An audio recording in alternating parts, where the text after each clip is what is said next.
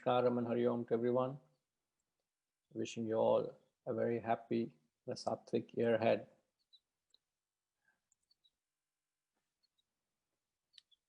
So the last we did was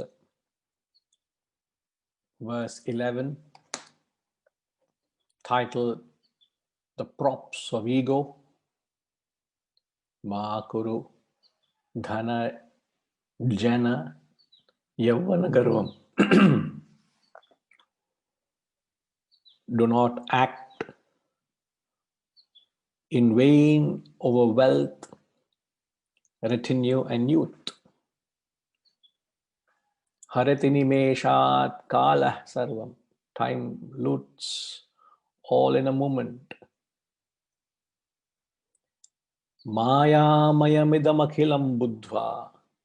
Having understood the entire world as totally illusory, Brahma padam tvam pravisha vidva, pravesha. You enter the abode. You enter the abode of reality. You enter the state of consciousness. When you realize the world as illusory.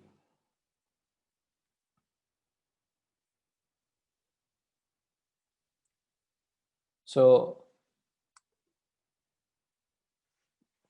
dhana, jana, yavanam. Dhana is wealth. Jana is a following. Yavanam is youth. So he is just giving us a line of thought, how he says, when you passage through life, through these moments, you find there is success and glory. You attribute that success to yourself, and you attribute that success, and when you do that, you gain an exaggerated ego. You are swept away with that arrogance, and we fail to realize the futility and the transient nature, the impermanence of that changing world. And he says, Haratini meshat kala sarvam. It hits you hard when you have lost your near and dear. And you know how untimely death can be, how sudden it can be. And there is no warning. You wouldn't get a warning. I've been saying it because however philosophic we are, we really become very philosophical when something happens close to you, isn't it? I kept mentioning, I don't think I mentioned here, in the course of the last week, in fact, a week or so ago, I lost a very dear friend of mine, a badminton colleague who was just in his late 40s. He collapsed while playing badminton of a heart attack. And by the time he reached the hospital, he was declared dead. And knowing him, how successful he was, all he had planned for his life, his children, his aspirations, his goals, his desires, all what he had planned. Haratini meshat kala sarvam. In a fraction of a moment, everything is gone. Can you tell me anyone with certainty when that moment is going to come?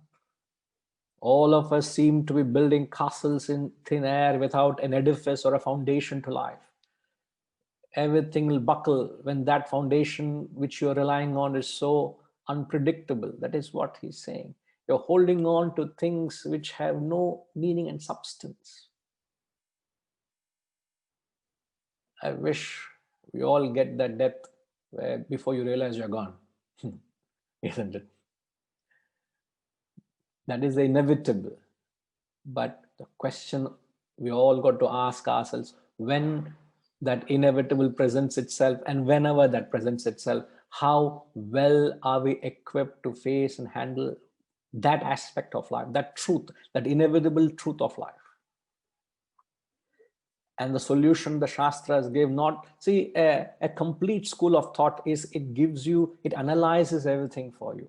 It not only gives you the problems, it also gives you solutions. If only you look at negative side of life or one aspect of life and no solutions, you are very pessimistic.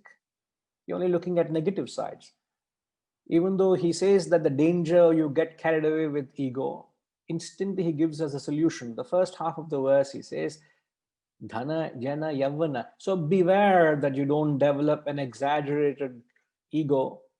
You don't get carried away. You don't lose your sense of simplicity. You don't realize you are just an insignificant speck in that cosmos. Who am I, man? What is my success? What is my glory? I'm nothing compared to the totality. So that grounding is always essential, however high you go, wherever you are. And to instill that, he says, Maya Maya Midam Akhilam Buddha. Realize that the entire world is totally illusory. We did bring up this beautiful idea. In fact, one of the highest schools of thought, one of the highest declarations of the Shastras is to understand that the world is illusory. Now, the fundamental thing that happens when the world, when you understand it illusory, it stops haunting you. Instantly, you don't become a victim of whatever you're becoming a victim of right now. You are a victim of your creation. We spoke of the concept of a Frankenstein, didn't we? You are the creator, but when you lose control over creation, it becomes a Frankenstein. It starts bossing over you. It starts ruling over you. It starts controlling you. It in fact starts inundating you and overwhelms you in life. Whatever you're doing, it could be a job, it could be a profession, it could be wealth, it could be a business, it could be a relationship, it could be health, it could be family, it could be spirituality, it could be a social service, it could be a spiritual acts. Whatever you're doing, it should never overwhelm you. And the moment you're overwhelming you is because you're made a Frankenstein. It just starts destroying. It's coming and destroying you. You lose your stance of the master, the architect, of the creator. You become a victim of your creation. That is never fair. It is never right. So when you understand that the world is illusory, instantly the world stops haunting you. Now, what is the problem with the thought that the world is illusory? What's the problem? And I'm very practical. I don't want to be impractical, please. Huh? So what is the problem when we say the world is illusory? So we've gone through this. I'm just trying to quickly brush it up so that we move on. What's the problem when you say the world is illusory? That's the truth. That's the reality. The reality is that the world that you have created for yourself is a mere illusion. There is no substance in it. It is all your imagination. You think that's everything in life. And you want others to believe that that's everything in life. That's all life is meant for. The little social service you're doing, or the little wealth you have created, or the empire you have created, or the name you have created, or the family you have, lovely children and grandchildren. You think that's all everything life is, and everybody should think alike. And it's not so. That world which you have created reality is an illusion for me. Does it exist for me? Does my world exist for you, which I have so beautifully trying to build? I could be creating this wisdom foundation and trying to build an institution. Does it exist for you? Apart from some of you come for this 1 hour a week and spend the time in transaction with this knowledge, maybe the thought of wisdom foundation comes. I'm not saying that's the case. I'm saying it may not be a reality for you. I may be sinking in that, trying to sail this organization, but it's not a reality for you. So is your worries and anxieties and your troubles are not a reality for anybody else. So even from a relative perspective, what you think is real is your imagination. There is no reality in it. It's all your mind playing tricks with you. I'm only trying to say, however you look at it, it's only real in the moment. What was real last week, is it real now? It's gone, isn't it? The next verse is going to say how time is fleeting, passing, immoral. It just fleets. When nothing. You just have to learn to live in this moment. You can't hold on to anything in life, and yet we are holding on, hugging on, glued on. We don't know how to get rid of that. I want to come back to that question, and I want to ask someone who was not there in the last week, because some of you who heard this may have a clear idea as to what I'm asking. Now, let me get to Mickey Ji. I know certainly he was not there. I don't know who else was not there. Arun Ji also I'll get to. Mickey Ji, firstly, please. A question I asked is, when the truth these masters are saying that the world is illusory, what's the problem with that? I mean, it appears very real. That's one thing. We may call it illusory, but it's like watching a movie. I guess if you watch a horror movie, you get really afraid, even though you can look around and see you're sitting in a theater. So it's a bit like that. It's however hard you try, that illusion does take charge. So talking of horror movie, if there's one way to kill me, put me in a horror movie in a theater alone. And at the end of it, you can prepare for the closing ceremony. Certainly I'll be dead. I can't stand that. I don't know. Very true. Yeah. So it seems to have a certain qualities of reality to it. And who is given that reality? I guess we have done it through our learning and yeah. You have created. Your world is real because of you, not we. Huh? Yeah, that's what I mean. Yeah, the individual creates it. So the individual creates it. Now whole objective of our association with the Shastras is to gain their perception, isn't it? You can hold on to your limited perception. We can live with it. We can wine and dine with it and sink and sail with it. But you either choose to do that or trying to gain a larger perception. So when we come to the scriptures, these people are saying the world is illusion. What is the problem with that?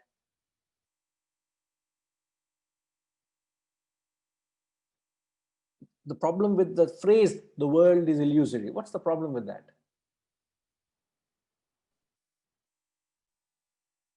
I don't know. I guess, I mean, the world is real in the sense that we're attaching. I'm not talking of the world. I'm talking of the statement. You're going back to your experience. Right. You're still trying to give what your perception is. My question to Mickey J is, what is your understanding of the statement, world is illusory? They're not asking your opinion, what is the world? I'm asking you, explain the statement, the world is illusory. What is your problem with that? I know you'll have the problem. I know I have the problem. It is a problem with everyone else. Just decode the statement, world is illusory. So if I were to just to make it, I know it's not difficult for you, but I'm just trying to think from a different perspective. Imagine, let's say suddenly I start speaking in Spanish or Latin. I don't know and I cannot, but just imagine I start speaking. What would your initial reaction would be? Immediate reaction. Sorry, I don't understand. I can't relate to what you're saying. I don't understand, isn't it? Mm-hmm. Because you don't understand the language. Right. Is it not the same experience? Is it not the same intellectual inability?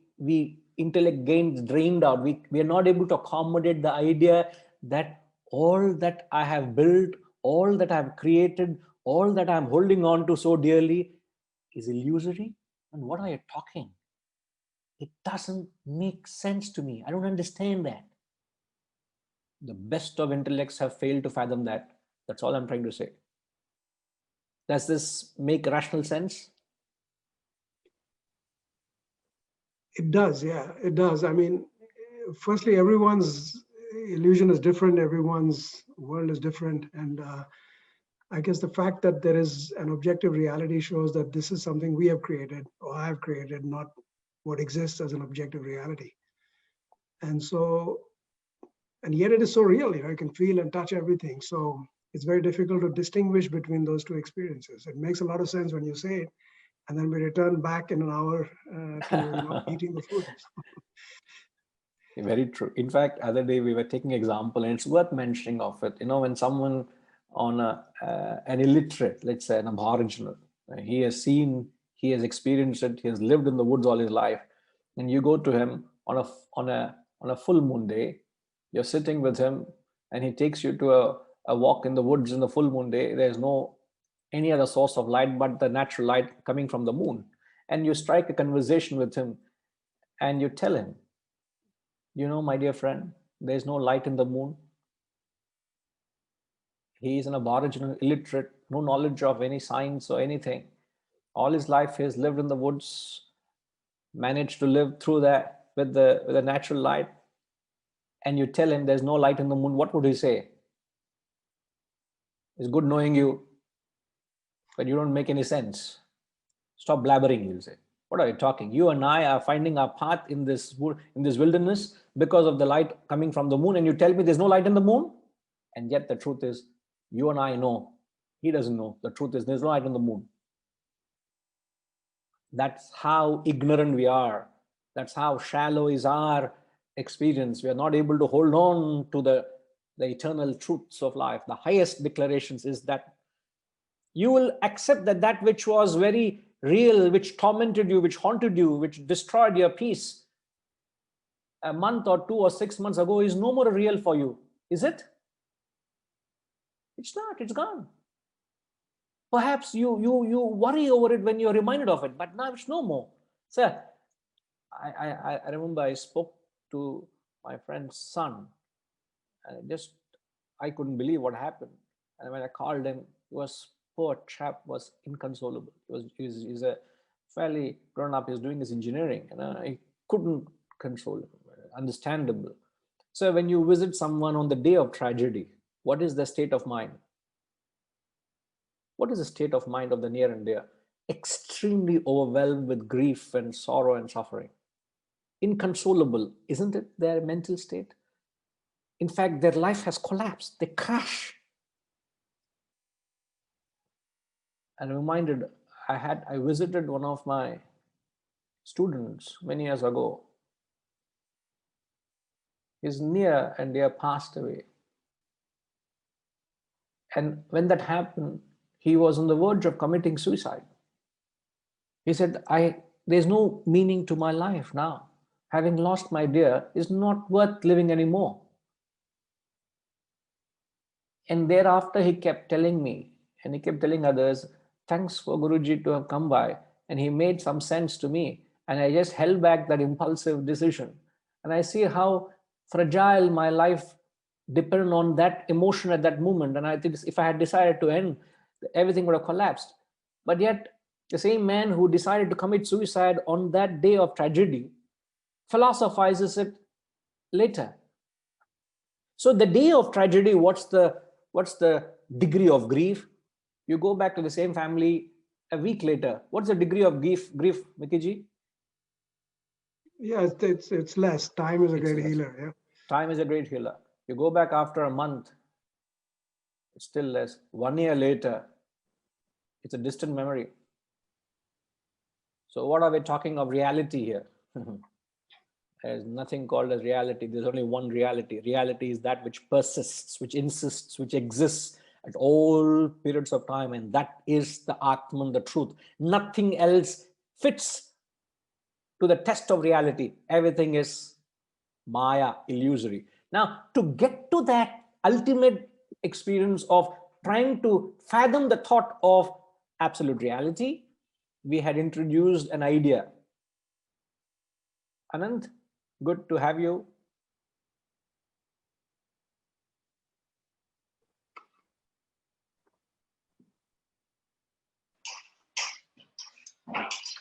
Pranam Guruji. Namaskar, pranams. Do you remember the idea we had shared last week?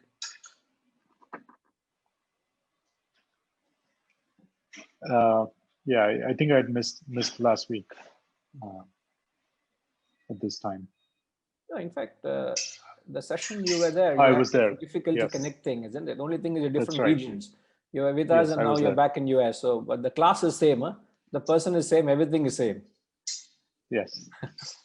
In fact, the message also is same. So, do you recall what we said? In terms of, I think it was about relative reality. Perfect. Yeah. Trying to use that concept. So the concept of relative reality, and what does the concept of relative reality do to us?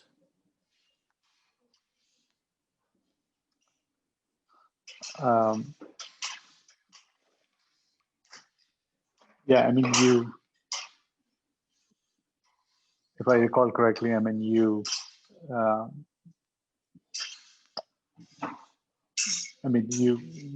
compare it with something, and try to kind of distinguishing between what is Maya versus real.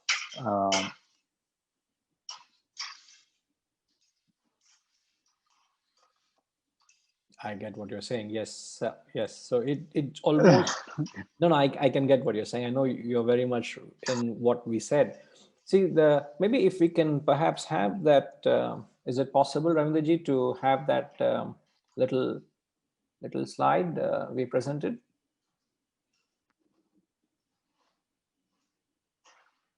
Perhaps for those who missed it, they can capture that image.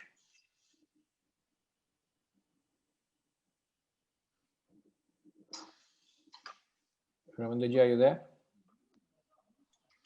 Yes, Guruji, just give me a second. No I'll problem. put it up. No, that's fine. I just wanted to know whether it's possible. That's perfect. Thanks. That's fine. Thanks. Now, all what we are saying is this thought of the world an illusion is a very powerful thought. If only you can hold on to it. Yeah. Now, this is what we presented last week. See, the world is either an illusion or it is a very much real what it is that you're experiencing now.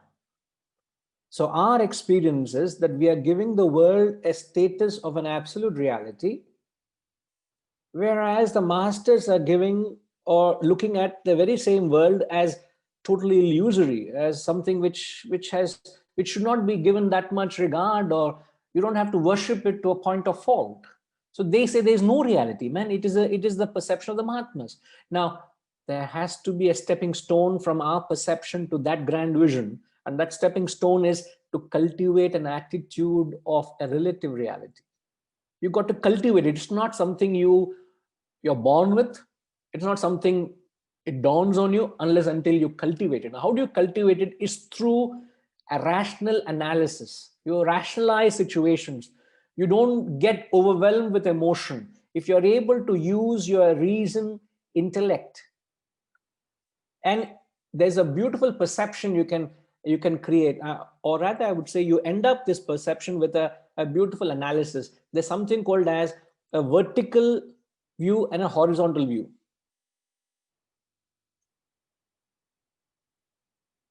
There's something called as a vertical view and a horizontal view. Just as I've said, everything in life, every moment of your life, you can take a vertical view and a horizontal view. Horizontal view is if you go back into your life.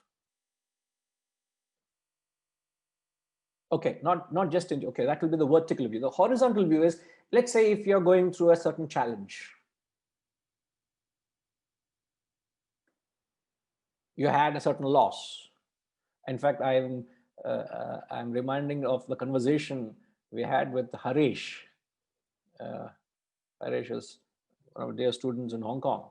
Harish, you remember the conversation we had in one of the classes when you shared of your dialogue with your a friend or a neighbor who was a very senior pilot in Cathay, and he lost his job, an Australian, and he had to wind up and he's packing and going back, and he was complaining of what how challenging situations had been. You remember that example you were sharing? Yes, I do. And you remember the answer we discussed then? He, from what I recall, Guruji, is that he was very unprepared for the event that happened to him. It was due to his unpreparedness that led him to this kind of shock reaction. Had he been better prepared, then he would have handled it better, because he took it so personally, but it wasn't personal to him. It was just a global pandemic. But many people were not like him, were not prepared for the outcome.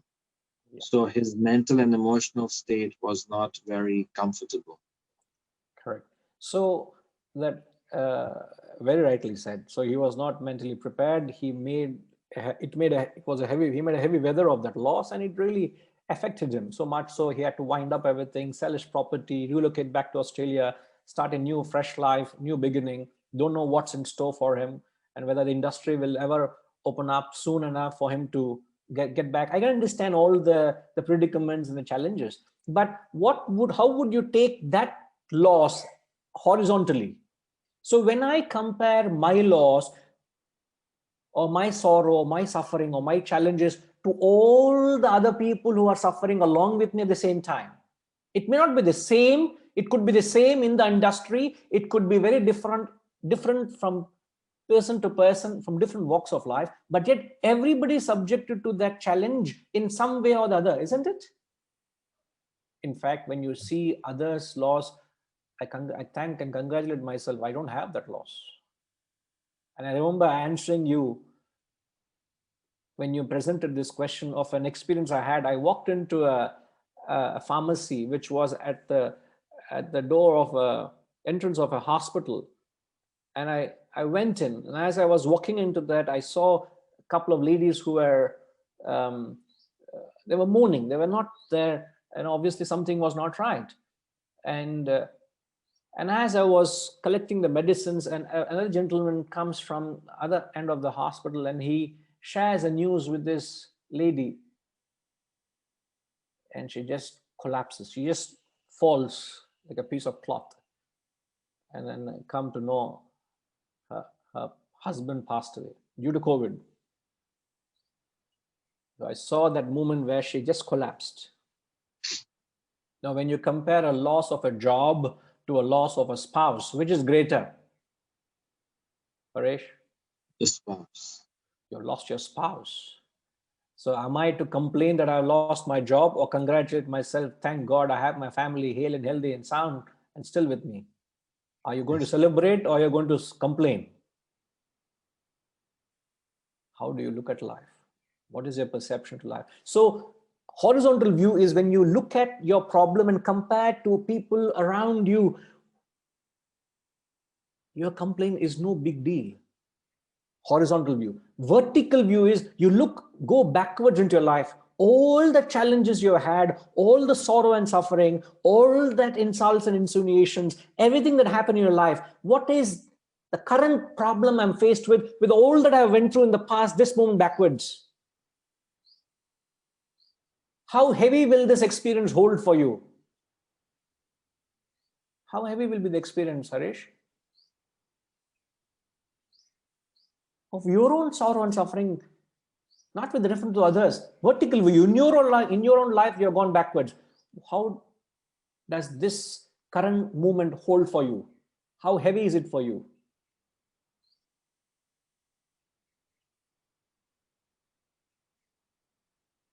It depends how attached I am to the past experience or not. If I am letting go and I'm not attached to it, then it's very light. If I'm very attached to it, then it's very heavy.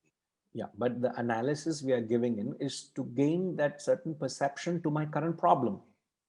I'm saying this problem, when I compare it to all that I've gone through in life, when I put the backdrop of all I've gone through, wouldn't it be just another challenge in my life?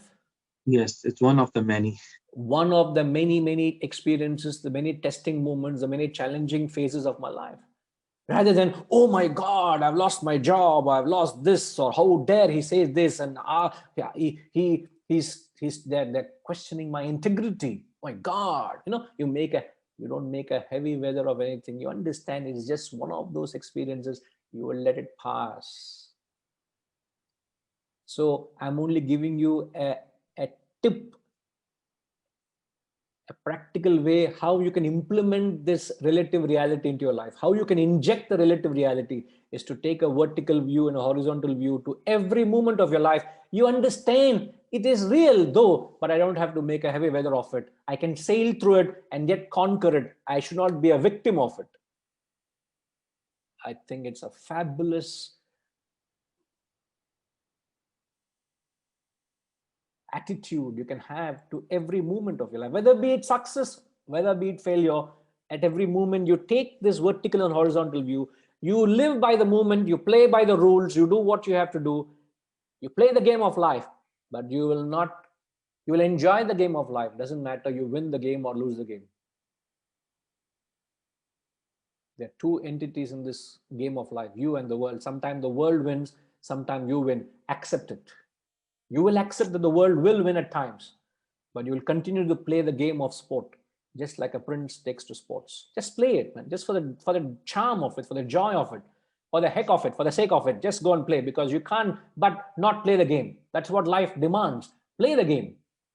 Play your roles. Play your duties and responsibilities, but don't let it pin you down. And that is how you will slowly start getting into the spirit of being there and yet not being a victim of it. And slowly but surely you will understand it is not worth making too much fuss and getting carried away and blown away by it. You will understand ultimately there is a transcendental reality. There is the ultimate abode, which is the purpose of life a human being is born for. And I will seek that. That is how you brighten your horizon. You'll brighten it up, you'll broaden it, so that you start seeing a greater and a grander picture. Just to convey this simple, this concept, there's a small story of a tortoise and a family of cranes. Don't ask me how they were best friends, but a crane, the family of cranes and the tortoise were best friends. They grew up, but tortoise always had a desire in the mind to explore the skies and enjoy flying. One day it went up to the cranes and put up a little request. I want to experience the sky. Can you please help me? I said, how can you fly? But then one of them came up with an idea. I said, okay, let's do this. Okay. They said, we'll hold the stick in both our beaks. You hold on tightly to the stick. And if you have a firm grip, we'll ensure you will have an experience of a life. So the story goes, the tortoise held on to that stick very dearly because its life pinged on it. And the cranes held the other ends of the stick in their beaks, and they took to the skies. And what an experience it was for the tortoise. For the first time it was flying, and oh my God, it enjoyed the view, the hills and valleys and everything that little experience gave. It was heavenly for the tortoise. And seeing all the drama that was happening, a few people were voicing their concerns. They were praising, some were criticizing, everybody voicing out. And the tortoise also felt the praise and censure, the joy and sorrow, all the multitude of emotions within. But it dare not express or laugh or cry, because its life depended on holding on to that stick. It neither could cry nor could laugh. At one point, it couldn't hold back that emotion and laughed at the world and fell down and killed itself. Have you not heard? All of us have heard this seemingly innocuous story. What's the message in that for us? Huh? Arunji? Are you there, sir? Yes, Guruji, pranam. Namaskar, sir. Sir, what is that message of that childhood story you would have read, sir? I mean, I think it's all about perspective, honestly, right? I mean, that's what we're talking about, I guess, to some extent. Enjoy the moment, but don't get so attached to it because ultimately we all go back to dust, right? uh, we are born. I mean, so I think the broader perspective of you being so don't let the moment define you, I guess, to some extent. Yeah. Because there's I mean, as many of the others have said, this too shall pass. That's a perspective to keep. Like anything bad that's happening to you is in the moment, and as you said very wisely, after a year, you'll gain some more perspective on it. It'll make you wiser, and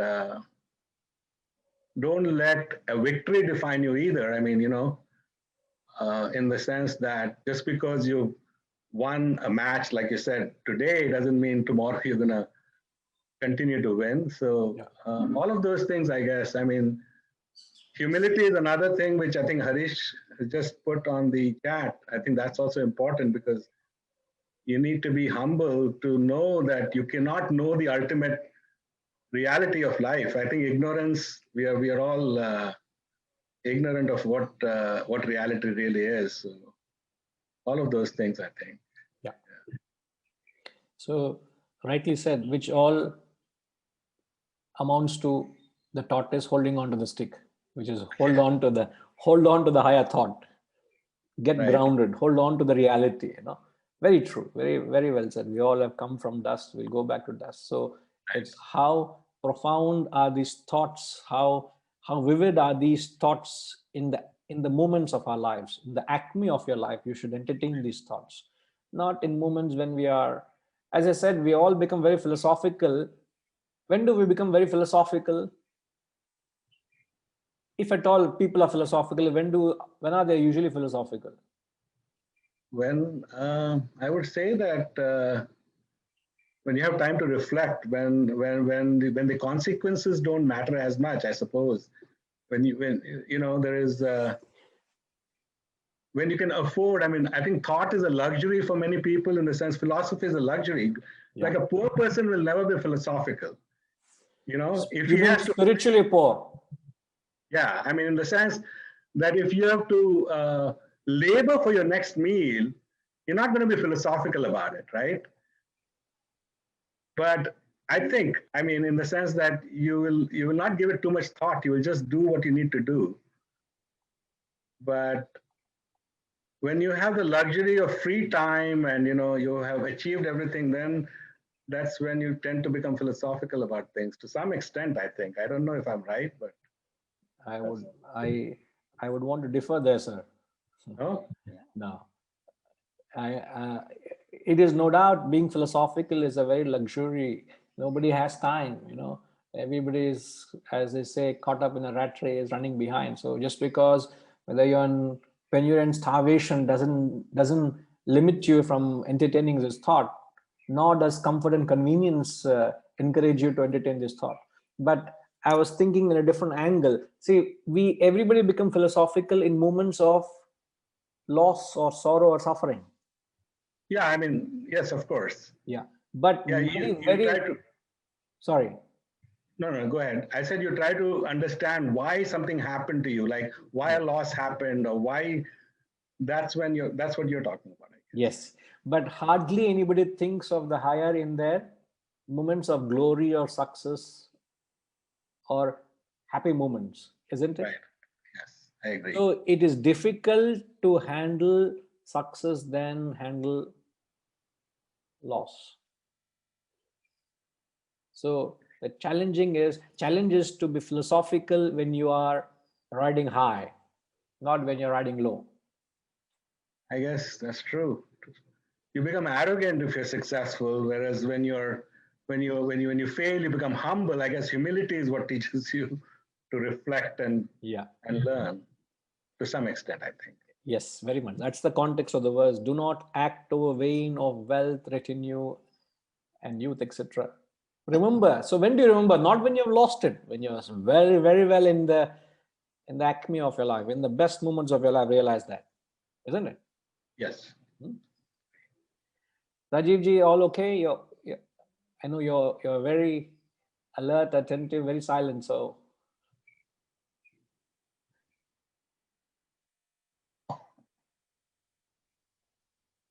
Rajiv ji, Yeah, Pranam. namaskar. Yeah. Namaskar. Yes, sir. Any thoughts to share? No, I follow what you were talking, that uh, is in the tragic situations that you become philosophical. It is not just a question of time, when you are faced with a tragedy or some uh, very bad situation, then you try to think about why that is happening. So that's what I feel. Yeah. Wonderful, Ji. Right. Okay. So we'll move on. Vijay ji, yes. Pranam Guruji. It seems to me that balancing this acceptance, dispassionate acceptance of all adversities with generating enough resolve or passion to fight them or overcome them. I don't mean fight in the negative sense. I come Yes. meaning that seems to be the trick in life, and then seems to be more should be involving more of intellect than mind, which stuns you. Yes. Absolutely right. With otherwise, if I start accepting everything, as a philosophically, I become an escapist. I mean, it's easy to justify everything as it's like that. One thing is to say it has happened to me, it's not in my hand. Other thing is to accept it and not do anything about it and escape. No, it doesn't necessarily have to be. In fact, what you're saying is very tamasic attitude, So it's not a tamasic attitude of acceptance and I don't do anything about it. It is a graceful acceptance of what life gives you, but you continue to strive and struggle. In And fact, not get the mind involved instead of use the more of the intellect and keep it in perspective and keep it as an absolute reality. Then correct. Okay. In fact, Swami Ramatirtha very beautifully puts it: your motto in life must be. Your motto in life must be, he says, to strive, to struggle, and not to succeed. And there's nothing wrong in that statement. Yes. He says your motto in life must be to strive, to struggle, and not to succeed. Not to succeed in the sense he purposely puts it that way, that don't be worried of success or failure, man. Your motto must be only to strive and struggle at all times. So how does it matter whether you're success or failure? It's just you'll be neither side at any time. But if your accent is on doing your part, that is sattva. So the difference between sattva and tamas is you are constantly striving. You will evolve. It is not a passive acceptance of life and it's not an inner resignation. It's a vibrant acceptance of what life gives you, but you continue to strive to march forward to bring the best out of you. That is sattva. That is what the truth is. That is in fact karma yoga. Karmanye vadhikaraste ma phaleshu kadachana. Karmani eva adhikara. Your right is only with action. Ma phaleshu kadachana. Fruit doesn't belong to you. It is not your right. You have no right over the fruit. Your right is only with action. So simple and it's so profound.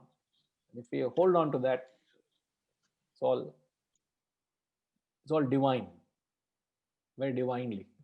All right.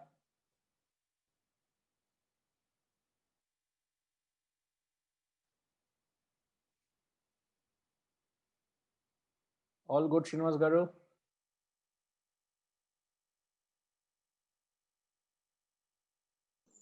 Yes, Pranamji. Guruji. Yes, perfectly right, sir. I think the evolvement is where we're talking about action is only life. Yeah. We talk about action is equal to the life. So keep doing. So without, as you're mentioning that, without any detachments in place with respect to the outcomes which are going to happen there. I think it makes a huge difference in your thought process there. Yeah, yeah, yeah. It liberates you, instantly liberates you, isn't it? It's so welcoming that I'm not bound by the consequences. Yeah, the moment we start thinking about the result, the actions get depleted. Absolutely. So let's energy and the focus should be more on the actions. Let the outcomes maybe anything. Absolutely. Just continue to go and play that sport for the sake of playing it, you know? That's right. All right. Wonderful.